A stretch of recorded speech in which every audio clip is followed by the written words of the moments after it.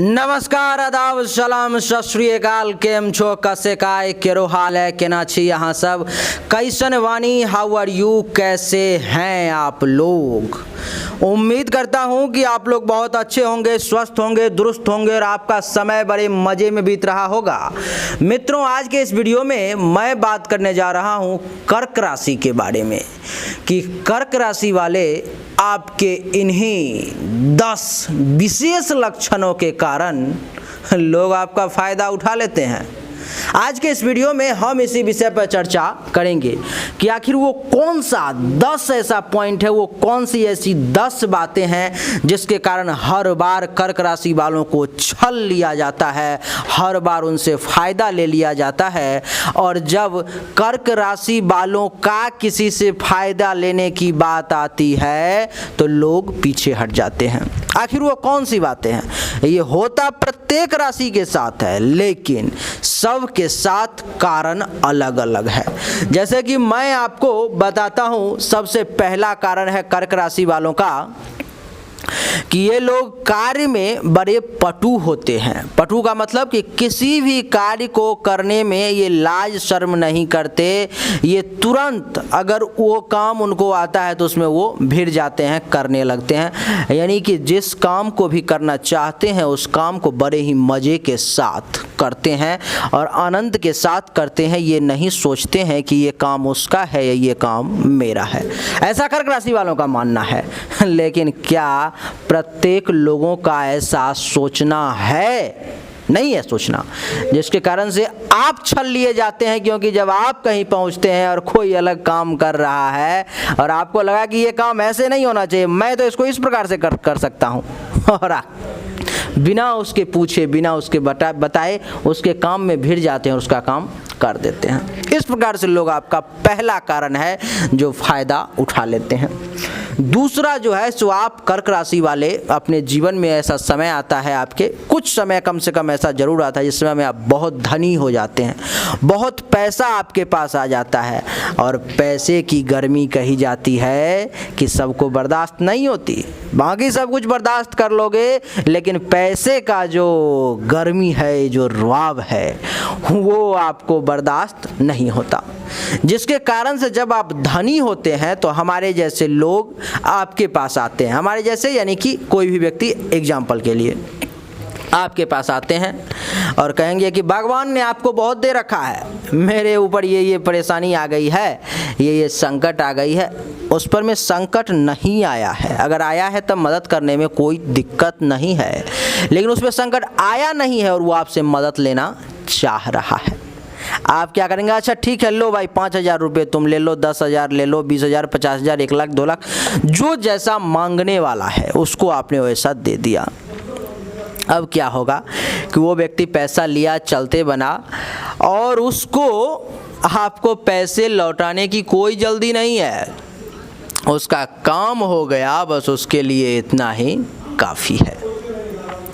दूसरा ये कारण है जो लोग आपका इस प्रकार से फ़ायदा उठाते हैं। तीसरा है कि आप काफ़ी शूरवीर हैं। आप शूरवीर यानी कि किसी भी काम को करने में सक्षम।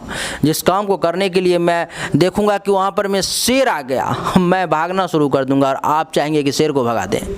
इस प्रकार की चीज़ें आप सोचेंगे और लोग क्या करेंगे कि लोग कहेंगे कि अरे मुझे तो बहुत डर लग रहा है, मैं तो डर रहा हूँ। आप कहेंगे अरे तुम डर रहे हो, मैं इसको मार सकता हूँ, मैं इसको भगा सकता हूँ, और आप उसको भगाने के लिए चले जाएंगे, चाहे आपकी जान क्यों ना चली जाए, आपके जान पर में खतरा क्यों ना आ जाए।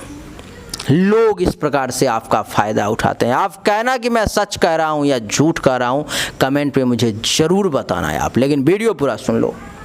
इसके अलावा आप धर्मात्मा हैं। 5वां जो पॉइंट है हमारा वो ये है कि आप धर्मात्मा हैं। धर्मात्मा का मतलब ही होता है कि जिसके आत्मा में धर्म का वास हो, यानी कि आपके आत्मा में धर्म का वास है। आपका जो आत्मा है वो धर्म का पालन करने वाला है। आप हर वक्त धर्म का पालन करने में लगे रहते हैं।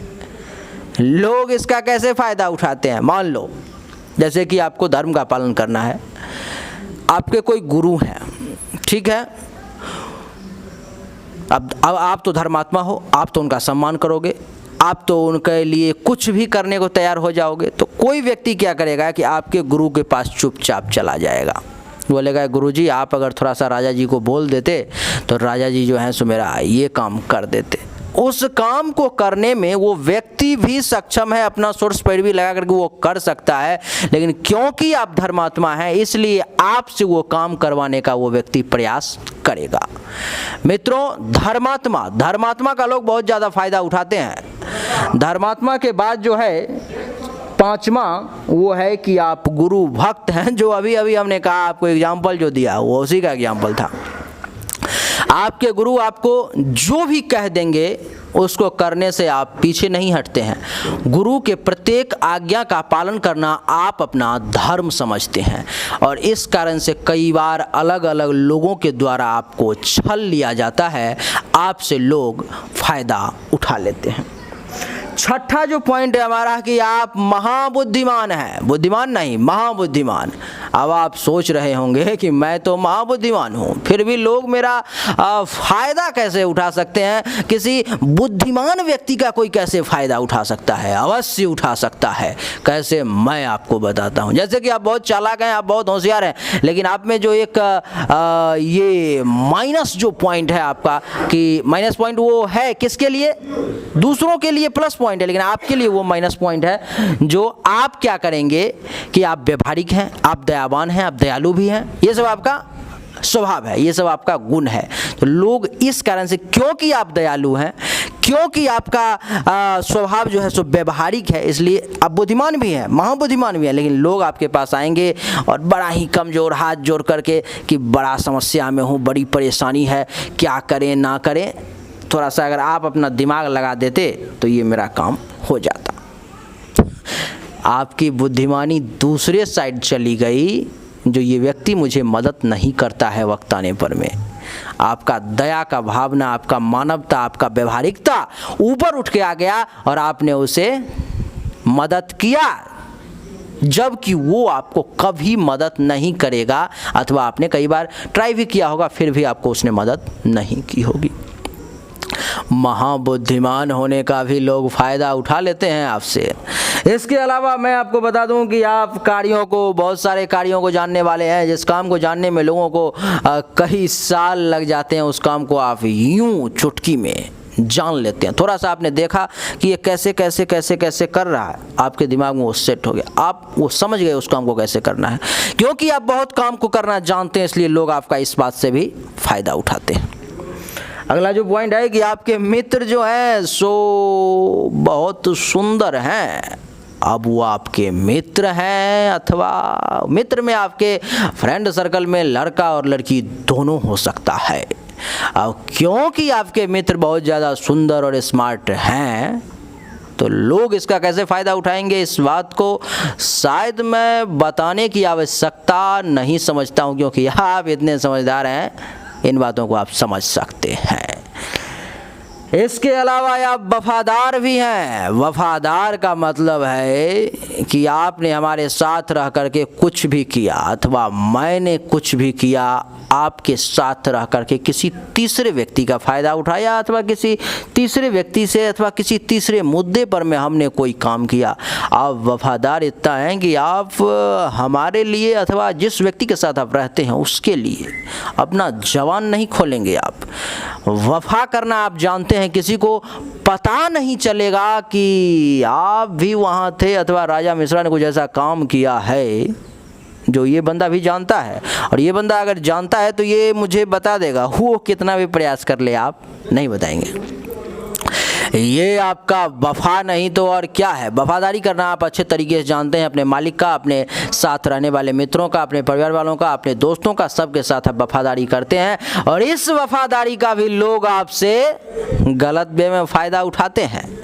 इसके अलावा आप कल्पनाशील हैं, बहुत ज़्यादा सोचते रहते हैं, ऐसे बैठ गए सोच रहा हूँ, कुछ दिमाग में चल रहा है, सोच रहा हूँ हवाई जहाज़ पे उड़ रहा हूँ, प्रधानमंत्री बन गया हूँ, कल डीएम बन जाऊँगा, इस प्रकार से कल राष्ट्रपति बन जाऊँगा, कल पूरा किसी राज्य का राजा बन जाऊँगा, ये कर लूँगा वो कर लूँगा। कल्पना कर रहा हूँ। कल्पना करना अच्छी बात है, लेकिन कल्पना में जीना ठीक नहीं है। कल्पना को सच करने की ताकत भी है आप में उसे लेकिन पूरा करने का प्रयास आप नहीं करते हैं। ज़्यादा कल्पना में जीना आपके लिए ठीक नहीं है। सच्चाई को पहचानिए, लोगों को देखिए, दुनिया को समझिए और ये देखिए कि लोग आपका फ़ायदा कैसे ना उठाएं, क्योंकि ये जो समय है सो लोगों का फ़ायदा उठाने वाला ही है। आप प्रयास करें कि मैं भी किसी को अगर फ़ायदा देता हूँ तो मैं भी किसी से फ़ायदा लूँ, वक्त पर में वो लोग हमारी मदद करें। ये आपका सोच होना चाहिए, ये आपका टारगेट होना चाहिए। लेकिन आप ऐसा नहीं करते, अरे जाने दो, मेरे से ले लिया फ़ायदा, मेरे को नहीं मदद किया, अच्छा ठीक है देख लूँगा, छोड़ो हटाओ, बात खत्म करो। आपका सोच कुछ इस प्रकार से होगा जो कि ठीक नहीं है आपके लिए।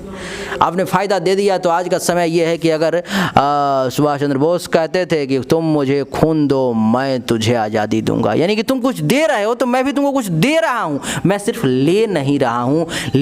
सिर्फ लेने वाला जो व्यक्ति होता है वो आपको कभी भी धोखा दे सकता है, उससे दूरी बना करके रखें। प्रयास करें कि हमारे मित्र दो ही हो, एक ही हो, लेकिन ऐसा हो जिसको अगर मैं मदद करूं तो वक्त आने पर में वो भी मेरा मदद करे।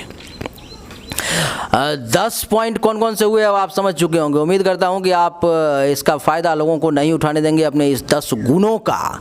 और आपको बता दूं कि अगर आप अपने भविष्य के बारे में पर्सनली मुझसे अपनी जन्म कुंडली अथवा हस्तरेखा के अनुसार जानना चाहते हैं तो आप मेरे व्हाट्सएप नंबर 7062757996 पर ज़रूर संपर्क करें।